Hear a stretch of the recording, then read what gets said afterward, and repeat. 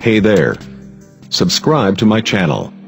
And also press this bell icon, so you never miss any new updates, cause whenever we upload new video you will get a notification on your phone.